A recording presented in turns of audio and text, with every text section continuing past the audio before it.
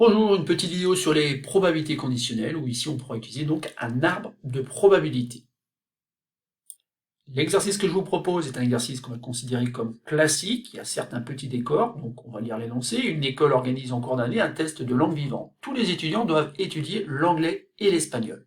Le jour de l'épreuve, l'étudiant tire un sujet au hasard parmi les sujets préparés. La probabilité que ce soit un sujet d'anglais A est 0,8. Si c'est un sujet d'anglais, la probabilité que ce soit un texte connu C est 0,3. Si c'est un sujet d'espagnol, E, la probabilité que ce soit un texte inconnu est 0,6. Donc dans un premier temps, ici, on vous demande de compléter l'arbre de probabilité ci-contre, ce qui vous permettra après de calculer donc la probabilité de l'événement A inter C, mais aussi la probabilité de l'événement C. Et enfin, troisième question, très classique, il faudra en déduire la probabilité de l'événement A sachant C. Maintenant, je vous conseille d'appuyer sur pause, car si vous maîtrisez cette notion de probabilité conditionnelle, vous n'aurez aucun mal à faire cet exercice. Vous pourrez néanmoins vérifier vos résultats avec la suite de cette vidéo.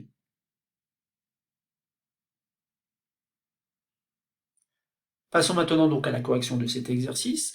Donc, dans un premier temps, il va falloir compléter cet arbre de probabilité, et donc il va falloir relire un petit peu l'énoncé afin de retrouver les informations importantes. Donc on nous apprend que la probabilité que ce soit un sujet d'anglais, autrement dit la probabilité que l'événement A se réalise, c'est 0,8. Ça tombe bien ici, on voit une branche sur laquelle en fait ça nous amène à l'événement A.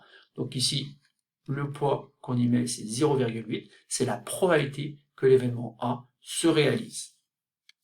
Ensuite, on nous dit que si c'est un sujet d'anglais, alors la probabilité que ce soit un texte connu est 0,3. Et donc cet événement est noté par la lettre C.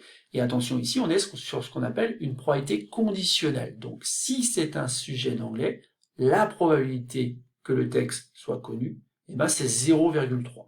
Et donc ici, on est bien sur cette branche-là, sachant que l'événement A est réalisé, alors la probabilité que l'événement C se réalise est de 0,3.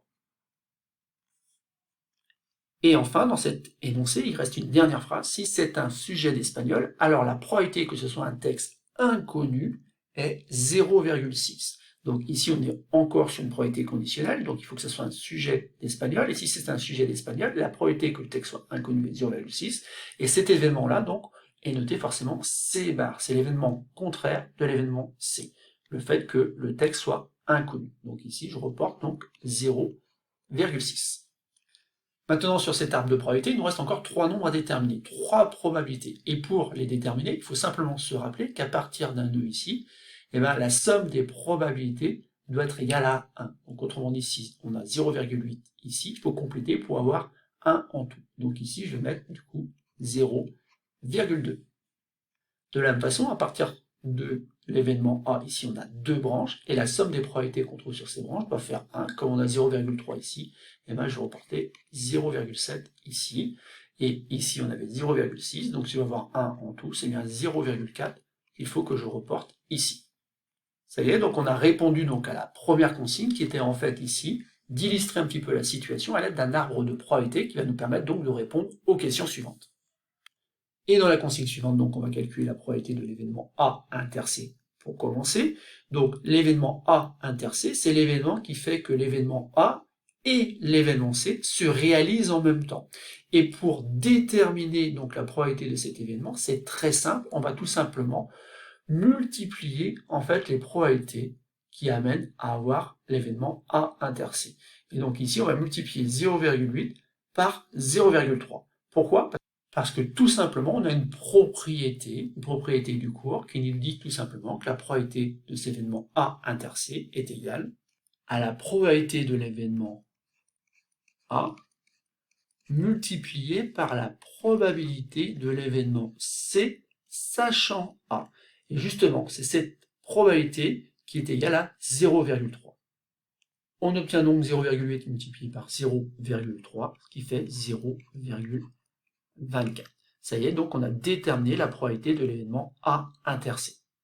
Et pour cela, encore une fois, on a utilisé en fait ces branches-là de l'arbre de probabilité. Maintenant, dans cette même consigne, il faut calculer la probabilité de l'événement C. D'ailleurs, lorsqu'on a fait A inter C, l'événement C s'est réalisé.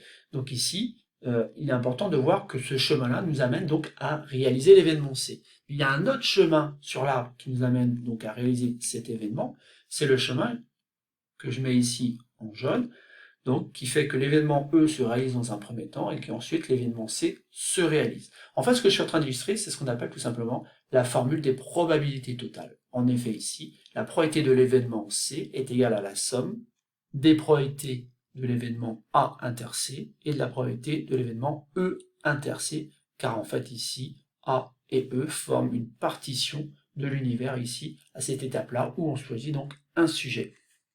Ensuite, donc, la probabilité de l'événement A inter C, on la connaît, c'est 0,24, et la probabilité de l'événement E inter C, c'est rien d'autre que donc la probabilité de l'événement E multipliée par la probabilité de l'événement C, sachant E. En fait, ce sont les probabilités qui apparaissent ici en vert, donc 0,2 pour la probabilité de l'événement E, et la probabilité de l'événement C, sachant E, donc une probabilité conditionnelle, elle est égale donc à 0,4. On obtient donc 0,2 multiplié par 0,4 pour la probabilité de l'événement E inter C, et donc ça fait 0,24 plus 0,08, et tout ça fait 0,32. La probabilité de l'événement C, la probabilité que le texte soit connu, est égale donc à 0,32. Et on va pouvoir donc terminer cet exercice par une question assez classique, qui consiste à en déduire donc la probabilité de l'événement A sachant C. Alors attention, la probabilité de l'événement A sachant C, elle n'apparaît pas sur l'arbre. Ce qu'on a, nous, c'est la probabilité de l'événement C sachant A. Et même si ces deux écritures se ressemblent beaucoup, attention, on ne parle pas de la même chose. Donc ici, on parle de la probabilité que le texte soit un texte d'anglais, sachant qu'on sait déjà que c'est un texte connu. Et attention, ça ne vaudra pas 0,3.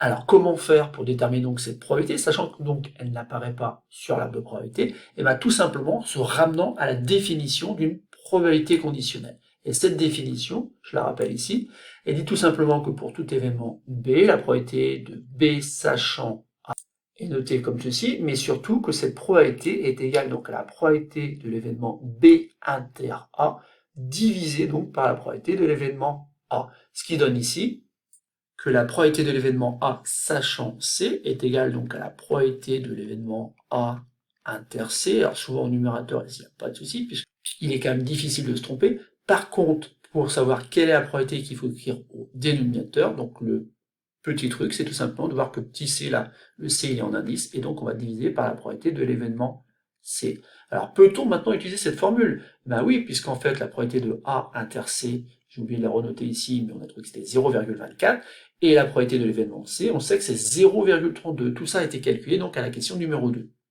Et donc maintenant, soit on simplifie à la main, soit on utilise la calculatrice, mais on trouve que la probabilité de l'événement A sachant C est égale à 0,75.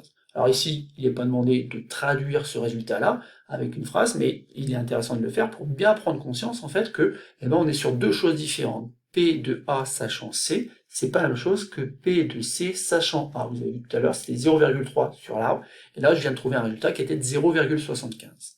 On peut donc conclure ici que la probabilité que ce soit un sujet d'anglais sachant que c'est un texte connu est 0,75. Voilà, c'est terminé pour cette petite vidéo. J'espère qu'elle vous aura permis de comprendre qu'on est sur un exercice très classique qu'il faut absolument maîtriser, car vous serez sûrement évalué sur un exercice qui ressemblera beaucoup à celui-là, où il y aura notamment ces trois questions classiques: compléter un arbre de probabilité, calculer la probabilité d'un événement A inter C, pour en déduire en fait une probabilité d'un événement C, formule des probabilités totales, et enfin ce que j'appelle moi la probabilité inversée, c'est-à-dire qu'ici il faut bien comprendre cette notation-là afin de pouvoir répondre correctement à cette consigne, et cette consigne on y répond à l'aide de la définition.